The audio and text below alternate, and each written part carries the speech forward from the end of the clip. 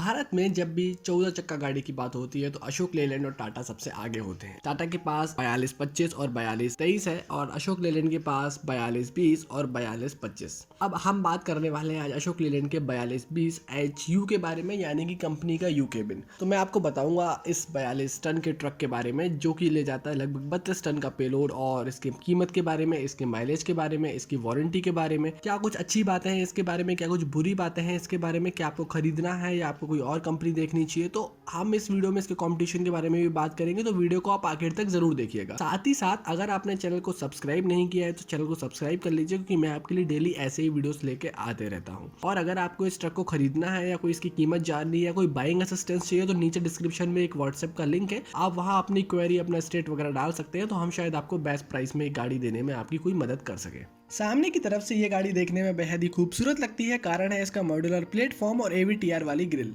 यानी कि अब आपको बम्पर में mounted twin halogen headlamp setup दिखेगा। और ये जो हैलोजन हेडलैम्प है ये काफी बढ़िया तरीके से इंटीग्रेट करे गए हैं। इनको जिस हाउसिंग में रखा गया है वो हाउसिंग भी बहुत बढ़िया है। यहाँ पे आप बम्पर की अगर पेंट क्वालिटी की बात करेंगे तो आपको बहुत मजा आएगा देखने के बाद। और इस बम्पर को जो है कहीं ना कहीं मॉड्यूलर बनाया गया है, तो 3 पीस में बनाने की गलती नहीं करी है कंपनी ने। अब यहाँ पे आपको दिखेगा एक राउंड शेप में इंडिकेटर। इसकी साइड में अगर आप पूरा स्कैट आई वगैरह भी देखेंगे तो आपको लगेगा फिट और फिनिश गजब की है। और हेडलैम्प्स को जो है ग्राउंड के नजदीक प्लेस किया गया है, जमीन के नजदीक बेहतर तरह के लिए प्लेस किया गया है। नीचे की तरफ के बम्पर की बात करूं तो वो भी काफ़ी हैवी दिया गया है, और ये जो बम्पर है काफ़ी अच्छे से काम करता है। ग्रिल और बम्पर के बीच में थोड़ा सा गैप है, हवा जो है उससे बेहतरीन तरीके से आती है और कहीं ना कहीं डिज़ाइन का ही वो पार्ट लगता है। सामने की ग्रिल अब खुलती नहीं है और ये जो है वो फिक्स्ड है। साइड में आपको एरोडायनेमिक फ्लैप्स दिख जाएंगे। इसके अलावा जिस पे अशोक लेलैंड माउंट किया गया है वो काले कलर का जो फ्रेम है, जो ग्रिल है, वो कहीं ना कहीं खुलता है और इसके पीछे से काफ़ी सारे मेंटेनेंस फ्लूइड्स भी देखने को मिलते हैं। 3D में अशोक लेलैंड अब बेहद ही बेहतरीन तरीके से लिखा गया है और ये गाड़ी बहुत दूर से समझ में आती है कि एक लेलैंड की गाड़ी है। आपको बीच में ब्लैक पियानो में अशोक लेलैंड का लोगो मिलेगा और वाइपर्स की क्वालिटी जबरदस्त है। मैं इस गाड़ी की तारीफ कर रहा हूं और आप इस तारीफ को जस्टिफाई करेंगे जब आप शोरूम पे ये गाड़ी देखने जाएंगे। उसके बाद आप इस गाड़ी को एक बार छू के महसूस जरूर कीजिएगा कि कंपनी केबिन की क्या क्वालिटी है। इसके अलावा सिंगल पीस में आपको विंडशील्ड मिलती है और इन वाइपर्स पे पानी थ्रो होता है तो वाइपर्स पे पानी आएगा और सिंगल पीस की विंडशील्ड से गजब की विजिबिलिटी आपको मिलने वाली है। सामने की तरफ आपको फ्रंट ब्लाइंड स्पॉट मिरर देखने को मिल जाएगा, जिससे कि आप सामने की तरफ अपने व्हीकल्स देख सकते हैं। Rear view mirror, rear blind spot mirror, side blind spot mirrors आपको इस कंपनी केबिन में मिलते हैं। सरकारी नियम है तो अब कंपनी भी देने लगी है। आपको यहाँ पेडेस्ट्रियन व्यू मिरर भी मिल जाएगा, ये ग्लास भी आपको यहाँ देखने को मिलता है। जिस तरीके से AVTR लिखा गया है वो अच्छा लगता है को ड्राइवर डोर पे या फिर आपका कंडक्टर साइड के डोर पे। फेंडर्स वगैरह आप अभी भी देखें तो आपको बढ़िया दिखेंगे और यहाँ से अगर आप देखेंगे तो आपको फुट स्टेप भी दिखेंगे, वो एंटी स्किड दिखेंगे। साफ वगैरह करने में आपको दिक्कत नहीं आएगी। नीचे वाला ऐसा है कि अगर कहीं टकरा भी जाता है तो आसानी से जो है वो अपनी शेप में अपने आप आ जाएगा। फेंडर्स जो है वो पॉलीमर के मिलते हैं, कहने का मतलब है कि ये जो है वो फाइबर के हैं, टूटेंगे नहीं, बेंड नहीं होंगे, इन पे डेंट्स नहीं आएंगे और आसानी से साफ भी हो जाते हैं। स्लीपर केबिन की अगर विंडो की बात करूँ तो फिक्स्ड है, इसको आप खोल नहीं सकते हैं। और अगर टायरों की बात करूँ तो यहाँ पे आपको 295/90 R20 के व्हील्स मिलते हैं। ये जो 1020 के टाइल्स के साथ बिल्कुल इंटरचेंजेबल है। 10 बोल्ट के साथ में ये व्हील हब जो है कसा हुआ है। आप यूनिटाइज्ड व्हील बैरिंग भी जो है इसमें ले सकते हैं। आप चाहे तो एंटी रोल बार्स भी इसकी बेटर स्टेबिलिटी के लिए ऑप्शनल तरीके से ले सकते हैं। तो ये जो है वो इनकी टायरों की कहानी है। इसके अलावा अगर मैं बात करूँ तो यहाँ पे आपको बैटरी दिखेगी। 12 वोल्ट की 2 बैटरियाँ जो है वो सीरीज में लगाई गई हैं, जिससे कि इसमें 24 वोल्ट का करंट आता है 120 एम्पियर आर का। अगर आप AC वाला वेरिएंट लेते हैं तो आपको 150 एम्पियर आर का करंट जो है वो देखने को मिलेगा। यहाँ आपको बहुत सारे मेंटेनेंस फ्लूइड्स देखने को मिल जाते हैं जो कि कहीं ना कहीं बहुत बेहतरीन लगते हैं। इसके अलावा अंदर की तरफ आपको दिखेगा S सीरीज का इंजन, जिसके बारे में हम बात करेंगे केबिन के अंदर से। उसके सामने आप देखेंगे तो आपको क्लच दिखेगा जो 380 mm डायमीटर का है और यहाँ आपको दिखेगा गियर बॉक्स। अभी ये जो गाड़ी मैं आपको दिखा रहा हूँ इसमें ZF का 9 स्पीड का गियर बॉक्स लगा हुआ है और पीछे की तरफ आपको दिखेगा एग्जॉस्ट आफ्टर ट्रीटमेंट सिस्टम के लिए पाइप की लेंथ छोटा किया गया ताकि टेम्परेचर बना रहे, एग्जॉस्ट आफ्टर ट्रीटमेंट सिस्टम वाला पाइप। अब हम बात करते हैं चेचिस के बारे में और चेचिस जो है वो काफ़ी बढ़िया तरीके से बनाई गई है। 275/75 8 mm वाली जो चेचिस है और इस चेचिस के बारे में पीछे से आपको अच्छे से दिखा दूंगा। उसके पहले मैं आपको दिखाता हूँ जो उसका सेकंड एक्सल है। ये जो है वो स्टीयरेबल एक्सल है, यानी कि इसमें स्टीयरिंग जो है काम करेगी, क्योंकि आपको लंबी गाड़ी जो है मोड़ने में तभी सहूलियत होगी। यहाँ आपको एंटी रोल बार्स दिखते हैं ताकि आपकी गाड़ी का जो माल वगैरह है सही तरीके से संतुलित रहे है। इसके अलावा अगर आप यहाँ देखेंगे तो आपको जो कमानियाँ दिखेंगी वो बहुत लंबी दिखेंगी। आप सारी गाड़ी में अगर सस्पेंशन की बात करेंगे तो जो वेट डिस्ट्रीब्यूशन है वो काफ़ी बढ़िया तरीके से किया गया है। यहाँ पे आपको स्लैक एडजस्टिंग ब्रेक्स दिख जाएंगे। ऑब्वियसली ये जो है वो एयर ब्रेक्स ही होते हैं और काफ़ी अच्छे से इनका एक्चुएशन होता है और सारे टायरों में ब्रेक्स आने के कारण काफ़ी बेहतर ब्रेकिंग एफिशिएंसी हो जाती है। यहाँ आपको पॉलीमर का डीजल टैंक दिखेगा 220 लीटर, 300 लीटर और 375 लीटर में आप इस टैंक को ले सकते हैं। आप इसके राइट हैंड साइड भी एक और एडिशनल टैंक ले सकते हैं अगर आपको ज़रूरत हो। यहाँ से आप डीजल फिल कर सकते हैं। अशोक लीलैंड के आई टेलीमेटिक्स से आई अलर्ट आप जिसको कहते हैं वो आपको यहाँ से दिख जाएंगे। तो ये जो है कंपनी फिटेड ही आते हैं। जबकि डीजल वगैरह चोरी होता है, सडन ड्रॉप ऑफ डीजल वगैरह होता है तो वो आपको फिर आपके मोबाइल वगैरह पे, ऐप वगैरह पे, वेब वगैरह पे आपको इन्फॉर्मेशन मिल जाएगी। ये जो चीज़ है वो इसके बारे में है और ये काफ़ी बेहतर लगता है। अब मैं बात करता हूँ पुशर एक्सल की या फिर आप कहें तो लिफ्ट एक्सल की। तो जो लिफ्ट एक्सल है वो पुशर टाइप है, यानी ड्राइव व्हील के आगे लगा हुआ है। इसके बारे में भी एक दिन अलग से बात करेंगे बहुत लंबे में। पर अभी आप इतना समझिए कि जो बैलून्स हैं इनकी क्वालिटी गजब की है और अशोक लीलैंड कहीं ना कहीं पुशर एक्सल्स में और लिफ्ट एक्सल्स में बेहतर काम कर रहा है और कहीं ना कहीं अपनी क्वालिटी को भी इंप्रूव कर रहा है। इसके जो अटैचमेंट्स हैं वो ऐसे हैं कि मेंटेनेंस फ्री हैं और अगर आप देखेंगे तो दोनों के दोनों एयर बैलून जिस तरीके से इन्फ्लेट और डिफ्लेट होते हैं वो क्विक है और बहुत बढ़िया है कि ऑटोमेटिकली लोड सेंस करके भी डिफ्लेट और इन्फ्लेट हो सकते हैं, यानी कि अपने आप जो है लेवल ऊपर नीचे हो जाता है। अब मैं आपको रियल वर्ल्ड कंडीशंस में दिखा देता हूँ कि ये जो एक्सल है वो कितनी जल्दी ऊपर और नीचे जाता है। इसके अलावा इस पर भी आप देखिए स्लैक टाइप ब्रेक्स आपको दिख जाएंगे। तो यहाँ भी एयर ब्रेक्स काम करते हैं, ड्रम ब्रेक्स जो है वो कहीं ना कहीं इस पर काम करते हैं। तो ये जो है वो बहुत जल्दी जो है देखिए आप नीचे आ जाते हैं और उतनी ही जल्दी ये जो है ऊपर भी उठ जाते हैं। आपको कोई ऐसी दिक्कत नहीं आएगी जिससे कि आपको लगे कि आपको लिफ्ट एक्सल से कोई प्रॉब्लम हो रही है या टैग एक्सल से आपको प्रॉब्लम हो रही है। कई बार आप सोचेंगे कि आप इस एक्सल को जो डमी एक्सल की तरह यूज कर लें तो उसमें भी इस गाड़ी कोई प्रॉब्लम नहीं देगी। हालांकि ऐसा पूरे लोड होने के बाद ऐसा मैं करने से आपको परहेज करने के लिए ही बोलूंगा, क्योंकि गाड़ी का लोड जितना बेहतर डिस्ट्रीब्यूट हो उतना बढ़िया है। और इसका लिफ्ट एक्सल ऐसा नहीं करेगा आपके साथ कि आपके टायर खा जाएगा। तो ये इस गाड़ी में बेहतर कहीं ना कहीं उन्होंने कुछ टेक्नोलॉजी लगाई गई है। और लिफ्ट एक्सल को अपने आप ऊपर नीचे होने के लिए या लॉक करने के लिए यहाँ स्विच दिया गया है पीछे की तरफ। तो इस स्विच को जो है आप आसानी से एक्सेस कर सकते हैं और इस स्विच के माध्यम से आप जो है लिफ्ट एक्सल को कहीं ना कहीं कंट्रोल कर सकते हैं केबिन के अलावा भी। यहाँ पे आपको अगर मैं ड्राइव एक्सल पे सस्पेंशन की बात करूँ तो आपको NRS सस्पेंशन मिलता है। NRS सस्पेंशन कहीं ना कहीं इन्होंने फ्रेम से नीचे लगा रखा है, यानी कहने का मतलब सिंपल सा सरल भाषा में ये है कि पीछे वाली जितनी भी आपको सस्पेंशन दिखेंगी, कमानियां दिखेंगी, जो भी आपको दिखेगा वो सब फ्रेम के नीचे है। आपको क्रॉक्स मेंबर्स डालने में बॉडी मेकर्स को कोई भी दिक्कत नहीं होने वाली है और आपको बॉडी की हाइट ऊपर नहीं करनी पड़ेगी क्योंकि वहां पे कहीं ना कहीं सस्पेंशन आ रहा था। यहाँ पे आपको भरपूर पत्ता कमानियां मिलती हैं, यानी कि आपको लीफ स्प्रिंग्स भरपूर मिल जाती हैं, कोई दिक्कत नहीं होने वाली है। और अगर मैं पीछे से आपको दिखाऊं ये गाड़ी तो बहुत ही शानदार तरीके से नोड्रो ब्रैकेट्स वगैरह कंपनी ने दे दी है। टैंकर्स वगैरह बनवा रहे हैं तो कोई दिक्कत नहीं आएगी, बॉडी वगैरह बनवा रहे हैं तो बॉडी मेकर्स को इनकी क्वालिटी पसंद नहीं आएगी। कारण है कि थोड़े से पतले हैं। अशोक लेलैंड को थोड़ा और मोटा देना चाहिए। पीछे की तरफ LED लाइट्स आती हैं, कम लाइट में ज़्यादा उजाला करती हैं। रिवर्स पार्किंग सेंसर भी साइड में लगे गए हैं, पर इनके साथ दिक्कत ये है कि चोरी बहुत जल्दी हो जाती है क्योंकि थोड़ा सा महंगा पुर्जा है। तो खूबसूरत दिखती हैं इसलिए लोग जो इनको चोरी ज़्यादा कर लेते हैं। तो इसके पास में आप जरूर एक कुछ ना कुछ प्रोटेक्शन बनवाइएगा ताकि आसानी से चोरी ना हो। पीछे हिंदुजा ग्रुप की बैजिंग मिलती है और आपको बम्पर जो है सॉलिड मिलता है। अशोक लेलैंड के बम्पर शुरू से ही बेहतर रहे हैं, हालांकि कुछ लोग जो है इसमें एक्स्ट्रा रॉड बेल्ट करवा रहे हैं, मैंने देखा है, पर ज़रूरत उसकी नहीं लगती है मुझे पर्सनली इस लेवल पे। और आप देखेंगे तो आपको चेचिस जो है वो काफ़ी लंबी दिखेगी। आपको 28 फीट में मिल जाएगी, 30 फीट में मिल जाएगी और 32 फीट में मिल जाएगी। जो भी आपको ठीक लगे वो आप ले सकते हैं। स्टेपनी बीच में प्लेस की गई है, पर स्टेपनी से पहले मैं आपको एक बार चेचिस की ऊंचाई मोटाई भी दिखा देता हूँ कि किस हिसाब से दे रखी है। नोडो ब्रैकेट जो है आपको उतना पसंद आएगा नहीं आएगा मुझे नहीं पता, पर आपको चेचिस जो है उसकी डेफिनेटली पसंद आने वाली है। चेचिस में इन्होंने अशोक लेलैंड ने बहुत ही बढ़िया काम किया है। जिस हिसाब से व्हील बेस वगैरह भी 6700 mm का है वो बढ़िया है, कोई दिक्कत नहीं है। और ड्राइवर को स्टेपनी खोलने में भी कोई दिक्कत नहीं होगी। और अच्छी बात कि ये जो है वो बीच में दे रखी है जिससे कि चोरी होने का खतरा भी कम होता है। और दूसरी बात यह है कि खोलने लगाने में भी आसान है। 10 बार का एयर प्रेशर बनाती है ये गाड़ी और आपको हर तरफ एयर प्रेशर टैंक्स देखने को मिल जाएंगे।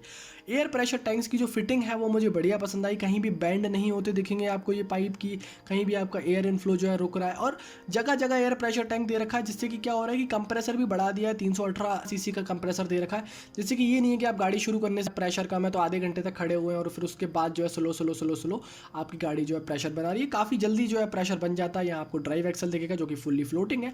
हाँ, लिफ्ट एक्सल हो या पुशर एक्सल होने के कारण जो है ये कहीं ना कहीं आपको काफ़ी सारे बैंड्स दिखेंगे आपको जो है ड्राइव शाफ्ट में, पर वो कोई इतनी बड़ी खास समस्या नहीं है।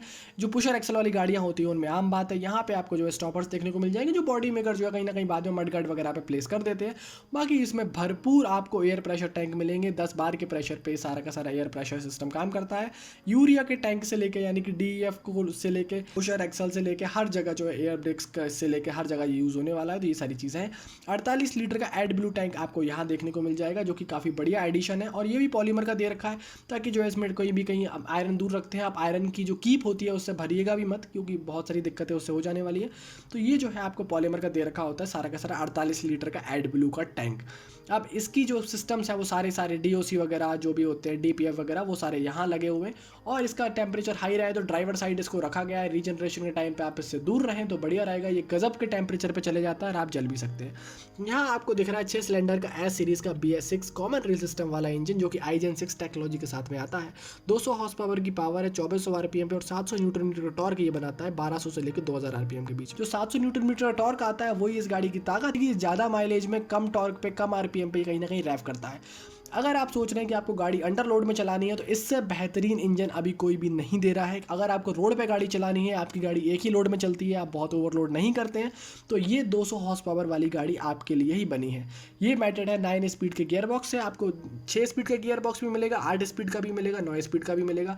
केवल शिफ्टिंग होने के कारण ये गियर बॉक्स अब बेहतर तरीके से अलाइन होता है। हालांकि वाइब्रेशंस वगैरह ट्रक है तो वो तो रहेंगे ही। बाकी ZF का 9S1110 जो गियर बॉक्स है और फ्रंट में भी अगर आप कमानियाँ देखेंगे आपको पैराबोलिक सस्पेंशन का भी ऑप्शन होता है, पर मेरी मानिए आप जो है नॉर्मल सादा कमानी लीफ स्प्रिंग सस्पेंशन ही लीजिए और ये काफ़ी अच्छे से आपके जो है लोड को कहीं ना कहीं बियर कर लेती है। एंटी रोल बार्स वगैरह आपको ऑप्शनल देखने को मिल जाएंगे, वो आप ले सकते हैं, वो आपके लिए कहीं ना कहीं बेहतर रहेगा। इसके अलावा सामने की तरफ रिवर्स इलियट टायर आपको दिख रहा है जो कि स्टेयरेबल एक्सल है, स्टीयरिंग वगैरह यहाँ से काम करती है। आप चलते हैं केबिन के अंदर और आपको बताते हैं केबिन के अंदर क्या कुछ खास बातें हैं। पहली चीज़ तो जो डोर्स खुलते हैं वो काफ़ी वाइड खुलते हैं, काफ़ी चौड़े खुलते हैं, गजब के चौड़े खुलते हैं जिससे कि आपको अंदर बाहर जाने में कोई दिक्कत नहीं होती है। आप इजीली इस तरीके का खुलना, चाहे आप ड्राइवर के डोर पे चल रहे हैं, आप पैसेंजर के डोर पे चढ़ रहे हैं, आपको ड्राइवर के डोर पे चढ़ना है, आप आसानी से जो है अंदर जा सकते हैं। हैंडल मिलेगा ग्रैब करने के लिए, क्वालिटी बढ़िया है। यहाँ से आप शीशे को जो है ऊपर नीचे कर सकते हैं। इसके अलावा जो क्वालिटी है वो कहीं ना कहीं मुझे कार टाइप की लग रही है। आपको ब्लोअर्स वगैरह देखने को मिल जाते हैं। AC वेरिएंट भी जो है इस गाड़ी में आता है, तो एन केबिन और यू केबिन में आप AC भी ले सकते हैं। सामने की तरफ लॉकेबल ग्लव बॉक्स है, यहाँ भी आपको एक और एयर वेंट देखने को मिल जाएगा। 56 mm 50 mm का जो गैप छोड़ने को कहती है वो गैप जरूर छोड़ना चाहिए। बॉडी मेकर्स को भी मेरी सलाह है। काफ़ी बड़ा जो है वो ग्लास दिया हुआ है पीछे की तरफ से, इसमें कोई दिक्कत नहीं होगी आपको। आप आसानी से पीछे जो देख सकते हैं वेंटिलेशन वगैरह का भी सही तरीके से काम करेगा। यहाँ जो है आपको देखने को मिलेगी कि अच्छे से इन्होंने कवर किया हुआ है, ऐसा नहीं कहीं भी कि मेटल छोड़ दिया है। और यहाँ पे आपको डोर पॉकेट्स वगैरह देखने को मिलती है, काफ़ी गहरी है ये, तो आप इसमें काफ़ी सारा सामान रख सकते हैं। ये सीट भी जो है 2 पार्ट में मिलती है, तो आपको ऐसा नहीं है कि आप अगर इधर बैठे वगैरह हैं तो आपको यहाँ से उठा सकते हैं। लगभग 2 इंची या 1 इंची का गद्दा है ये, 1 इंची की फॉर्म है इसके अंदर, तो ये भी ठीक है। और यहाँ से भी जो है थोड़ा बहुत सिस्टम जो है वो है, बाकी ये जो आपको मिलता है इसके साथ जब नया लेते हैं। और यहाँ भी आप देखिए हैंड ब्रेक वगैरह डैशबोर्ड पे दिया हुआ है। 24 वोल्ट का एक जो है मोबाइल चार्जर दिया हुआ है यहाँ पे, और ये 12 वोल्ट की जगह 24 वोल्ट जो है यहाँ देखने को मिल रहा है। 4 स्पीड का ब्लोअर ऑप्शन मिलता है आपको यहाँ पे। रीजनरेशन शुरू करने के लिए स्विच है, ये जो है रीजनरेशन कुछ टाइम के लिए टालने के लिए स्विच है। यहाँ से आप जो है लाइट्स को हेडलाइट लेबलिंग वगैरह है, ये हालांकि हेडलाइट लेबलिंग जो है थोड़ी इधर दे सकते थे। बाकी आपको यहाँ पे जो है इंजन ब्रेक्स वगैरह, एग्जॉस्ट लाइट्स वगैरह देखने को मिलेंगी। स्टीयरिंग व्हील वगैरह देखिए आप ठीक है यहाँ से देखने में। सीट वगैरह के एडजस्टमेंट में आपको बताता हूँ। और ये जो है पूरा का पूरा केबिन है। ऊपर की तरफ आपको काफ़ी सारे स्टोरेज देखने को मिल जाते हैं। ऊंचाई जो है इस केबिन की बहुत बढ़िया है, यहाँ से आपको काफ़ी सारी जो जगह मिल जाएगी। और लॉकेबल है, यहाँ से आप इसको लॉक कर सकते हैं। तीनों ही जो है वो लॉकेबल हैं, तो आप इनको लॉक कर सकते हैं। और यहाँ जो है आपको देखने को मिलेगा तीनों जो है लॉकेबल है। यहाँ से आपको जो है लाइट्स देखने को मिलेगी। अभी कट ऑफ है इसलिए जो है लाइट ही चल रही है, तो यहाँ से आपको जो है 2 स्विच मिल जाते हैं, एक डोर वाला है और एक वो है। बाकी अगर मैं बीच में बात करूं, जैसे हम लोग कारों में कई बार बात करते हैं, तो यहाँ पे भी आपको थोड़ी बहुत यूटिलिटी स्पेस मिल रहा है। हालांकि आप इनको किस हिसाब से यूज़ करते हैं वो उस हिसाब से मुझे समझ में नहीं आएगा कि ट्रक में आप किस हिसाब से करेंगे। बट आपको छोटा मोटा सामान आप यहाँ चाहें तो रख सकते हैं। म्यूज़िक सिस्टम वगैरह आप यहाँ लगवा सकते हैं। और ये जो है थोड़ा बहुत और स्पेस है आपको अगर कुछ रखना है तो। हम चलते हैं ड्राइवर सीट पर और वहाँ से बात करते हैं कि ये ओवरऑल गाड़ी कैसी दिखती है। यहाँ आपको देखने को मिलेगा MID यानी कि मल्टी इन्फॉर्मेशन डिस्प्ले। ये मल्टी इन्फॉर्मेशन डिस्प्ले कमाल का है। अगर इंजन में कोई भी एरर कोड आता है तो वो आपको एरर कोड यहाँ दिखा देगा। आपको पता होता है कि मुझे अब जो है अगला इंजन में क्या काम कराना है, सर्विस कब करानी है, एड ब्लू कब बनाना है, मेरी गाड़ी कितने किलोमीटर और चलेगी बचे हुए डीजल तेल में, कितने किलोमीटर मैंने चला ली है, कितने का माइलेज मेरा निकल रहा है। ये सारी चीज़ें आप iTelematics से आपका जो मालिक होगा, जो ट्रांसपोर्टर होगा, जो भी बंदा इस गाड़ी के ऊपर निगरानी रख रहा होगा, वो भी जो है इसमें कहीं ना कहीं चीज़ें कर लेगा। और इसके अलावा यहाँ पे आपको पार्किंग ब्रेक दिख जाएगा, थम्स अप है, थम्स डाउन है। तो ये सारी जो चीज़ें हैं वो है, प्रेशर दिखा देगा, डेट टाइम दिखा देगा, कितने किलोमीटर गाड़ी चली है, कितने घंटे गाड़ी चली है, कितना एड ब्लू का लेवल है। ये सारी चीज़ें जो है हमें यहाँ से पता चलते रहती हैं। तो बहुत ही एडवांस्ड कहीं ना कहीं हो गया है। कलरफुल की कोई ज़रूरत नहीं थी और जितना ज़रूरत होती है कमर्शियल व्हीकल में उससे कुछ ज़्यादा ही अशोक लेलैंड ने दे दिया है।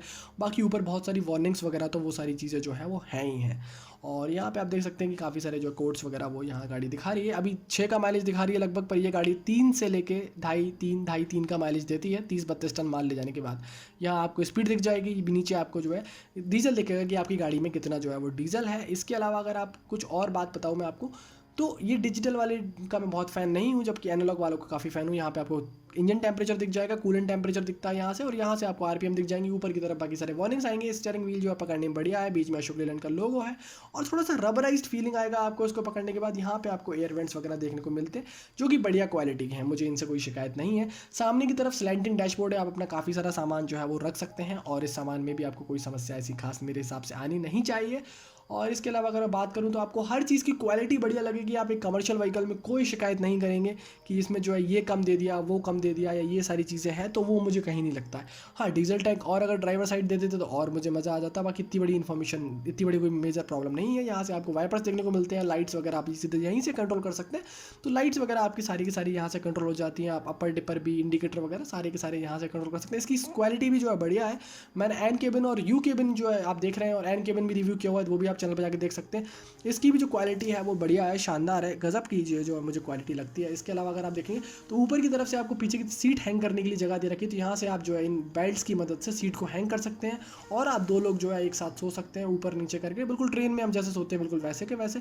यहाँ पे आपको रेलवे बर्थ दे रखी है, यहाँ आप सीट बेल्ट देख सकते हो। सीट बेल्ट लगा के ही चलाए तो बेहतर रहेगा, आपकी खुद की सुरक्षा है। पहले तो बंद कर देते हैं। देखिए कि जो सीट दे रखी है अशोक लेलैंड ने बेहतर दे रखी है। कारण ये है कि देखिए फुल साइज़ का है, ये आधा वाला नहीं है। तो जब आप इसको लंबे रास्तों पे चलाएंगे तो आप इस तरीके से चला सकते हैं, तो कोई दिक्कत नहीं होगी। एक्सपोजर थोड़ा सा कम कर देता हूँ ताकि आपको बेटर समझ में आ जाए। देखिए तो सीट वगैरह जो है वो काफ़ी बढ़िया है, मतलब एकदम, मैं 6 फीट का आदमी हूँ और 6 फीट के आदमी के लिए अगर इस तरीके से पूरी प्रॉपर सीट दे रखी है तो आप काफ़ी बेटर है।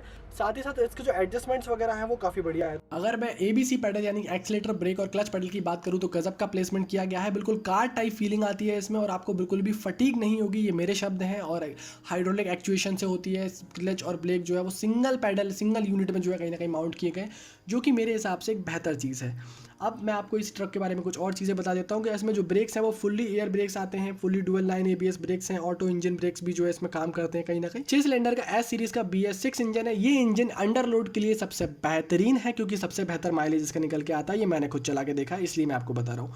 बाकी अगर आपको ओवरलोड में गाड़ी लेनी है तो आप या तो अशोक लेलैंड का ही 42-25 ले लीजिए, या फिर आपके पास टाटा की गाड़ियाँ भी हैं 42-25, 42-33। तो आपको ताकत वगैरह वहाँ चाहिए तो आप फिर, अगर एक्स्ट्रा हैवी लोड ही आपको बनवाना है, अगर आपको ओवरलोड में ही गाड़ी चलानी है तो आप फिर वहाँ चलाइए, मुझे कोई दिक्कत नहीं है। अगर आपको ओवरलोड वाला टोल टैक्स वगैरह भरना है 2 गुना 3 गुना तो आप बिल्कुल भरिए, मुझे कोई दिक्कत नहीं है। 10x2 ये आता है, यानी कि इसमें से 10 व्हील अप्स में से सिर्फ 2 ही व्हील अप्स चलते हैं। नोडो ब्रैकेट वगैरह मैंने आपको दिखाया किसी क्या क्वालिटी है उसकी। इसके अलावा आपको ये जो है fixed side deck, high side deck में भी आता है, केबिन चेसेस में भी आता है, काउल चेसेस में भी आता है। कीमत शुरू होती है लगभग 37 लाख रुपए से, उसके ऊपर GST RTO इंश्योरेंस अलग से लगता है। कीमत वगैरह वेरी करेगी आपके स्टेट वगैरह के हिसाब से। और अगर आपको बेस्ट बाइंग लिंक चाहिए तो वो डिस्क्रिप्शन में एक व्हाट्सएप का लिंक है, वहाँ क्लिक करके जो है आप पूछ सकते हैं कि इसका बेस्ट बाइंग कीमत वगैरह क्या आ रहा है। मैंने बताया 28 फीट, 30 फीट और 32 फीट में आती है। 30 फीट में लोग सबसे ज़्यादा लेना पसंद करते हैं। माइलेज 2.5 से 3 के बीच में आता है। कुछ लोग 3.5 भी निकाल लेते हैं जब इस गाड़ी को अंडर लोड में चलाते हैं। अंडर लोड में चलने के लिए ये गाड़ी जो अशोक लेलैंड ने ये मॉडल बनाया हुआ है। अगर कंपनी केबल लेते हैं तो मेरे हिसाब से कंपनी केबल में भी कोई दिक्कत नहीं है। सिक्योरिटी सेफ भी ज़्यादा होता है। 32 टन का इसका पासिंग आता है, 32 टन का लोड पासिंग आता है, 42 टन का जो है इसका गाड़ी का ग्रॉस व्हीकल वेट है। बाकी 380 mm का डायमीटर वाला क्लच लगा हुआ है। डीजल टैंक ड्राइवर साइड आप कह सकते हैं कि मान सकते हैं, और आप चाहें तो लगवा भी सकते हैं, कोई इसमें दिक्कत नहीं आएगी। आपको जिधर बेहतर लगता है आप उधर लगवा लीजिए। हैंड ब्रेक और बाकी सारे स्विचेस अगर स्टीयरिंग के पास में दे देते तो मुझे ये गाड़ी बढ़िया लगती है। बाकी ये जो कंपनी आगे अगर कोई अपडेट देती है तो ये सुधार कर सकती है। दोस्तों अगर आपने अब तक चैनल को सब्सक्राइब नहीं किया तो प्लीज़ सब्सक्राइब कर लीजिए। मैं आपके लिए डेली इतनी मेहनत करके ऐसी वीडियोस लेके आते रहता हूँ। तब तक के लिए दोस्तों हेलमेट पहनिए, सीट बेल्ट पहनिए, सुरक्षित चलिए, इंश्योरेंस वक्त से पहले रिन्यू करा लीजिए और ट्रैफिक पुलिस में से कभी मत झगड़िए। मिलता हूँ आपसे बेहद जल्द ऐसी किसी वीडियो में, तब तक के लिए नमस्कार।